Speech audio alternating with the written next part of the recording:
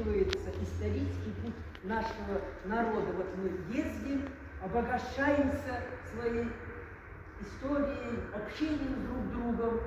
И я Олегу говорю, если бы вот издать эту книжку, была бы очень хорошая такая радостная весть, что мы день за днем нашими общими энергиями прокладываем духовный мост перед чувашским и балкарским народом. Это один из ведущих поэтов Мутали Бепаев.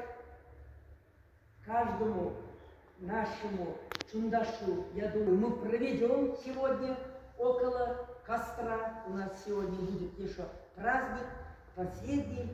А сейчас я в честь всех поэтов мира, особенно в честь наших кабардинских поэтов, хочу прочитать стихотворение. Я что сказать? Болгарский, да, вот я посмотрела Кабардино-Балкария.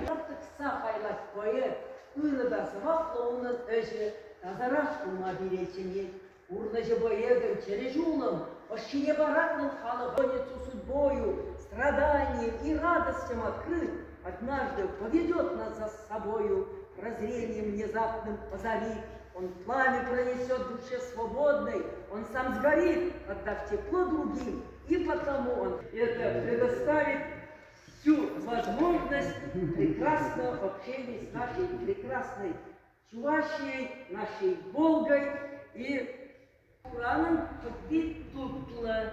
Это когда маленьком варится еда, то она вкусная.